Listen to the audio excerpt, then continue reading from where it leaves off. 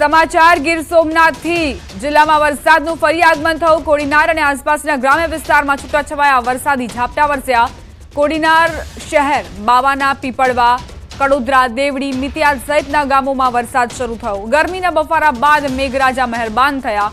લોકોને ગરમીથી રાહત મળી, ખેડૂતોમાં ખુશી છવાઈ। રાજકોટ જિલ્લાના ગ્રામ્ય વિસ્તારોમાં 5 દિવસના વિરામ બાદ ફરી મેઘરાજાએ પધરામણી કરી।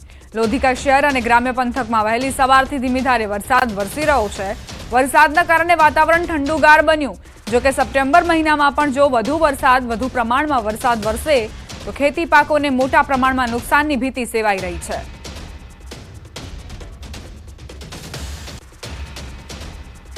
બનાસકાંઠાના મુખ્ય મથક પાલનપુરમાં ધોધમાર વરસાદ પડ્યો। વરસાદના કારણે પાલનપુર અંબાજી મુખ્ય હાઈવે ઉપર ઢીંચણસમાં પાણી ભરાયા, જેને લઈને વાહન ચાલકો મુશ્કેલીમાં મુકાયા। હાઈવે ઉપર પાણી ભરાતા વાહન ચાલકો પાણીમાંથી પસાર થવા મજબૂર બન્યા, જેને લઈને અનેક વાહનો બંધ પડી રહ્યા છે। પાલનપુરથી અંબાજી અને વડગામ તરફ જતા આ મુખ્ય હાઈવે ઉપર રોજના હજારો વાહનો પસાર થઈ રહ્યા છે। જોકે દર વર્ષે આ હાઈવે ઉપર આ જ પરિસ્થિતિ સર્જાતા સ્થાનિકો અને વાહન ચાલકોમાં ભારે રોષ વ્યાપ્યો। વાહન ચાલકોએ હાઈવે ઉપર ભરાયેલ પાણીના નિકાલની માંગ કરી। હું હનુમાન ટેકરી વિસ્તારમાંથી આવું છું। અહીંયા અમે દેખીએ છીએ છેલ્લા કેટલાક 4 મહિનાથી તો વરસાદની સિઝનના અંદર સાહેબ અંબાજી નેશનલ હાઈવે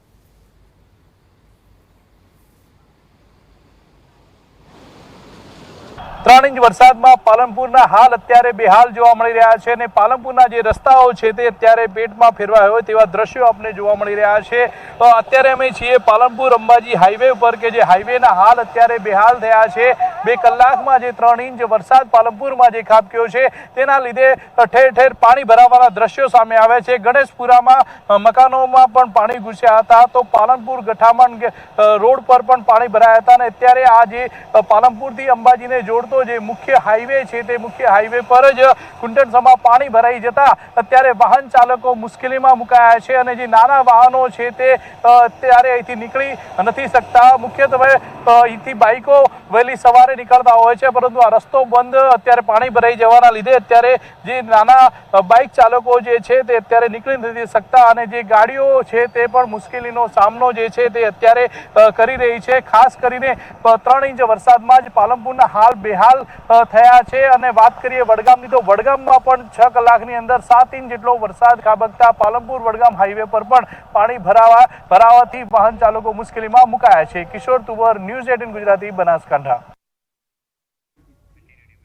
અરવલ્લીના માજુમ અને વાત્રક ડેમની સપાટીની વાત કરીએ તો બંને ડેમ છલકાયા છે। મોડાસાની જીવાદોરી સમાન માજુમ ડેમ ઓવરફ્લો થયો।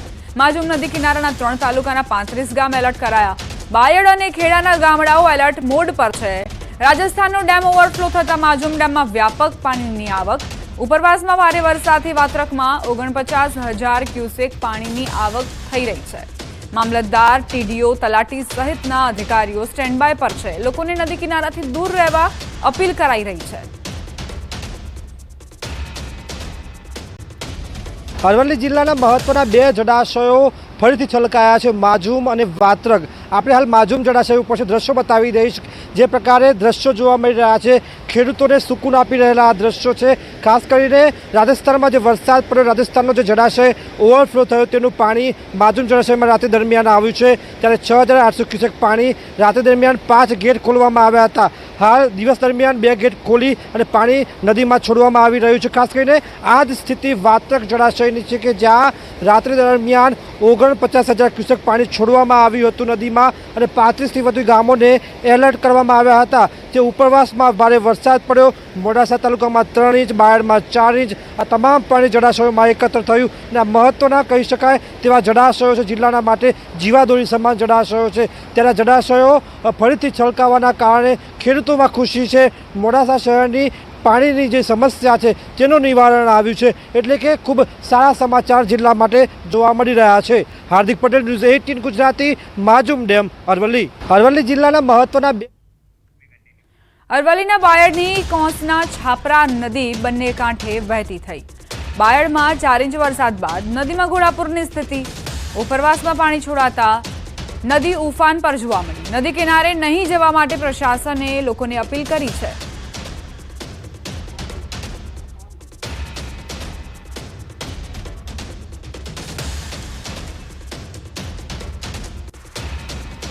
મહીસાગરથી સમાચાર વીરપુર નજીકનું તુલસી તળાવ ઓવરફ્લો રણજીતપુરા ગામે આવેલું તળાવ છલકાયો તળાવની પાળ ધસી પડતા તળાવ ફાટવાની દહેશત હાલ પ્રશાસને જાણ કરવામાં આવતા મામલતદાર તળાવ પર પહોંચી ધોવાયેલ પાળ ઉપર પ્લાસ્ટિકની પટ્ટી નાખવામાં આવી છે ઓવરફ્લો તળાવમાંથી 2 ફૂટ જેટલું પાણી ઓછું કરવામાં આવ્યું છે તળાવના ગેટમાંથી પાણી છોડી તળાવમાંથી પાણી ઓછું કરવામાં આવ્યું જો તળાવ ફાટે તો રણજીતપુરા ગામની તમામ ખેતી સહિત અરવલ્લીના કેટલાય એવા ગામોમાં પાણી ફરી વળે તેવી દહેશત મહીસાગર જિલ્લાના વીરપુર તાલુકાના રણજીતપુરા ગામે જે ઓવરફ્લો તળાવ થયું છે ગામ લોકોમાં દહેશત છે કે તળાવ ફાટે તો કેટલાય એવા ગામોને નુકસાન થાય પરંતુ ગત રોજ તંત્રને જાણ કરવામાં આવી હતી અને જે તળાવની પાળ ધોવાઈ છે તેના પર પ્લાસ્ટિક નાખી દેવામાં આવી હતી ન્યૂઝ 18 ગુજરાતી પહોંચ્યું છે રણજીતપુરા તળાવ કે જ્યાં આપ દ્રશ્યો જોઈ શકો છો કે અત્યારે જે મોટા ભાગની એ પાળ છે તે ધોવાઈ ગઈ હતી જેથી મામલતદાર દ્વારા અહીંયા જે પાળ પર પ્લાસ્ટિક નાખવામાં આવ્યું છે જોઈ શકો છો કે પ્લાસ્ટિક નાખી અને અત્યારે પાળ ના ધોવાય તે માટે તાત્કાલિક ધોરણે કામ કરવામાં આવી રહ્યું છે દ્રશ્યો જોઈ શકો છો કે તળાવ જે ઓવરફ્લો થયું છે સતત જે વરસાદ વરસી રહ્યો છે જેને લઈને તળાવ ઓવરફ્લો જોવા મળી રહ્યો છે 10 એકરમાં આ રણજીતપુરા ગામનું તળાવ આવેલું છે અને આ બેહૂબ તળાવ જે અત્યારે આપ દ્રશ્યોમાં જોઈ શકો છો કે તમામ જે તળાવ છે તે ઓવરફ્લો જોવા મળી રહ્યું છે તમામ તળાવ ભરાઈ ચૂક્યું છે કહી શકાય કે ક્યાંક ને ક્યાંક જે માટીવાળી આ જે પાળ છે તે ધોવાઈ ના જાય તે દહેશત ગામ લોકોમાં અત્યારે પણ સતાવી રહી છે કહી શકાય કે ક્યાંક ને ક્યાંક જો તળાવની પાળ ફાટે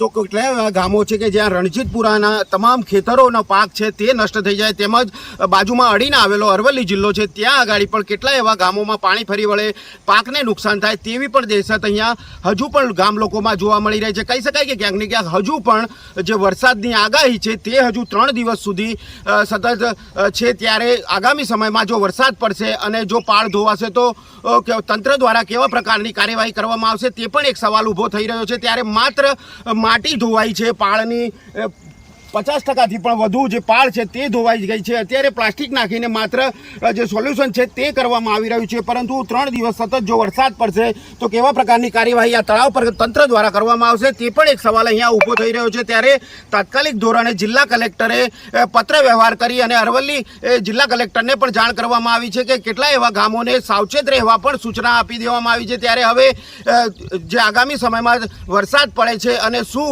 કાર્યવાહી તંત્ર દ્વારા કરવામાં આવે છે જોવું રહ્યું મિતેશ ભાટિયા ન્યૂઝ 18 ગુજરાતી મહીસાગર રણજીતપુરા કંપાનું જો આ તળાવ તૂટે તો આગળના જે છે ઓઢા ગામ બાયડને બહુ નુકસાન થાય એવું છે અને 75% ખેતીમાં કેવી નુકસાન થાય ખેતીમાં બી 75% જમીનને ફૂલ નુકસાન થાય એવું છે અને 15 થી 20 કુવા આ ટૂંકમાં સરહદ ઉપર આવે છે જેનામાં ભારે નુકસાની થાય એવી છે અહીંયા ગઈકાલે તાલપત્રી પાળ ઉપર પાથરી દીધી છે અને ઓગનમાં ઓવરફ્લો જે પાણી જતું હતું એ થોડું વધારે તળાવનું સ્તર નીચું જાય એના માટે કરીને થોડું ઓગન તોડવામાં આવ્યું 1.5 થી 2 ફૂટ કરીને અને પાણી ઓવરફ્લો બહાર કાઢવામાં આવ્યું આના માટે આનું કાયમી સોલ્યુશન કાઢે એની કરીને એની પાછળ જો વોલ આવે દિવાલ આવે એની આગળ જો અંડર પિચિંગ થાય આવું કાર્ય કરે ને અમે જે 1.5 થી 2 ફૂટ ઓગન નીચું ઉતાર્યું છે એના કારણે અમે શિયાળુ પાકમાં જે ખેડૂતો આ તળાવ ઉપર નિર્ભર છે એને પાછળના 2 પાણીની ખેંચ પડે છે હવે એ પાણી તો વહી જવાનું છે પણ આનું કાયમી સોલ્યુશન આવે એવી અમારી ગામજનોની માંગ છે અમદાવાદના કઠવાડા વિસ્તારમાં પાણીના કારણે લોકો પરેશાન ન્યૂઝ 18ની ટીમ કઠવાડા જીઆઈડીસી પહોંચી જીઆઈડીસી સહિતના વિસ્તારોમાં 5 ફૂટ પાણી ભરાયેલા હતા મધુમાલતી ફ્લેટ સહિત આસપાસના એસ્ટેટ વિભાગમાં પાણીનું સામ્રાજ્ય 4 માળના આવાસમાં પ્રથમ માળ પાણીમાં ગરકાવ લોકો પોતાના ઘરોમાં કેદ થયા છે મધુમાલતી આવાસ યોજનામાં પહોંચીને ન્યૂઝ 18ની ટીમ નરકાગાર સ્થિતિમાં જીવતા લોકો છેલ્લા 1 અઠવાડિયાથી તેમને પીવાનું પાણી નથી પહોંચ્યું લોકો વલખા મારી રહ્યા છે બીમાર પડી રહ્યા છે સ્થાનિકોએ ટ્રેક્ટરથી રેસ્ક્યુ કર્યું છે વીજળી અને પાણી વગર લોકો પરેશાન થઈ રહ્યા છે પોતાની વેદના ઠાલવતા મહિલાઓ રડી પડી સ્થાનિક લોકોએ તંત્રને ચીમકી આપી જો 3 વાગ્યા સુધી પાણી નહીં ઓસરે તો એસપી રિંગ રોડ જામ કરવામાં આવશે ગરીબોની વેદના કોણ સાંભળશે આ સૌથી મોટો સવાલ છે શું ગરીબ રહેવું એ પાપ છે? ગરીબ રહેવું એ શું ખોટું છે? કારણ કે જે ગરીબ લોકો છે તેને કોઈ નથી સાંભળતું કે કોઈ તેની તકેદારી પણ નથી રાખતું. એ આ દ્રશ્યો છે મધુમાલતી વિસ્તારના. એ જે કઠવાડાની આ મધુમાલતી જે ફ્લેટ છે તેમાં આપ જોઈ શકો છો મારી સામે જે દ્રશ્યો જોવા મળ્યા એ કરુણામય કદાચ રડવું આવી જાય તે પ્રકારના દ્રશ્યો છે. લોકો બીમાર છે ઘરોની અંદર, ટ્રેક્ટરના માધ્યમથી લોકોને બહાર લઈ જવા પડે છે. વડીલ જોડાયા છે, બહેન જોડાયા છે, વાત કરશું. તમે અહીં રહો છો, કેવી સ્થિતિ 3 દિવસ 4 દિવસથી જોવા મળી રહી છે? ગંભીર સ્થિતિ છે. બાળક બીમાર થઈ જાય છે, પરીક્ષા આલવા માટે સમય નહીં, જવી નહીં, જાય નહીં શકે. આંખમાંથી રડવું આવી જાય કે આવું જિંદગીમાં હા, રડવું આવી જાય અમારે કે આપણે આ ઘરમાં રહી છે ને આવી સ્થિતિ આપણા આવી બાળકોની. રીતે સ્થિતિ થઈ જાય. અમારું કોઈ જવા આવવાની અવર સવર હોતી નથી. એમ નહીં તો હું કેવું, સરકારને શું કેવું છે કે તમારું કઈ અમારે કામ હારા રોડ એમ કશું કામ કરે બધું. શું કેવું છે? તમે તમારા હાથમાં બાળક છે, હું જોઈ રહ્યો છું, કે સ્થિતિ છે કે આ જો કે મધુમાલતીની શું પરિસ્થિતિ છે. અમારે આ છોકરાની વહુ બીમાર થઈ ગઈ છે, એને દવાખાને લઈ ગયા, કેવી રીતે લઈ ગઈ તો આ ટ્રેક્ટર બોલાવી છે અને અમે દવાખાને લઈ ગયા રહે છે. મારું નાનું બાળક છે, બીમાર થઈ જાય તો એની જવાબદારી કોણ? હે, બાળકો મેં જોયા ઘણા બધા બાળકો. આપ ખુદ આ બીમાર છે બેન? હા, બીમાર છે. મારી વહુ છે છોકરાની, એ બહુ બીમાર છે, એને દવાખાને બીપી ઓછું થઈ ગયું છે. હવે એમ થાય કે નરકાગાર સ્થિતિમાં જીવે. નરક આના કરતા પણ નરક બી સારું કહેવાય, એવી જિંદગી છે અમારી અત્યારે. બહુ અમારો બહુ કપરો વિસ્તાર અત્યારે સમય. 2 વખત આવું થયું નતા, ત્રીજી વાર આવી હતી, પાણી ભરાઈ ગયું છે. શું કરવું? અમારે કેવી બહાર નીકળવું એ જ મુસીબત આવીને પડી છે અમારા ઉપર. આખી રાત કેવી નીકળી? રાત તો અમારે કેવી રીતે લાઇટ બી ના હોય, અમારે કેવી રીતે જીવવાનું કે બાળકો કેવી રીતે રહે? અને એ પાણીમાં, એ પાણીની અંદર કેવી રીતે રહેવાય? કયો ગંદકીમાં જમવા પાણી કશું અમારી જોડે હોય નહીં તો અમે શું કરીએ? રોજ લઈને ખાવા વાળા માણસો શું કરી? આમ થાય ને કે નરક રડવું આવી જાય કે રડવું આવી જાય ને. અત્યારે રડીએ જ છીએ અમે, એ જ સમજી લો. રડીએ જ છીએ અમે, કારણ કે આવી રીતે લઈ જઈએ કે દવાખાને લઈ, દવાખાના નહીં, અમારી સુવિધા નથી દવાખાની. બહાર લઈને જઈએ તારે. મહિલાની બેટા કેટલામાં ભણે છે તું? તું 2-3 દિવસથી પાણીમાં છે? આવી રીતે જ છે? આવી રીતે જાય છે સ્કૂલે જાય છે આવી રીતના? ઓકે. આજે શું કે બાળકોની સ્થિતિ કેવી રીતે છે, લોકોની? વડીલ, આ સ્થિતિ આટલી ભયાનક, કદાચ નર્ક આના કરતાં પણ સારું માની શકાય. આ પરિસ્થિતિ પાછળના 10 દિવસથી પબ્લિક સહન કરી રહી છે, છતાં તંત્ર અહીંયા આવીને અમને ઉઘાડતી નથી. અત્યારે હાલ જોઈ શકો છો કે બીમાર માણસોને અમે રેસ્ક્યુ કરીને બહાર દવાખાને મોકલી રહ્યા છીએ. ટ્રેક્ટર તમારા માધ્યમથી. આ સાથે જ બુલેટિનમાં અત્યારે બસ આટલું જ. વધુ અપડેટ્સ માટે આપ જોતા રહો ગુજરાતની number 1 news channel news 18 Gujarati.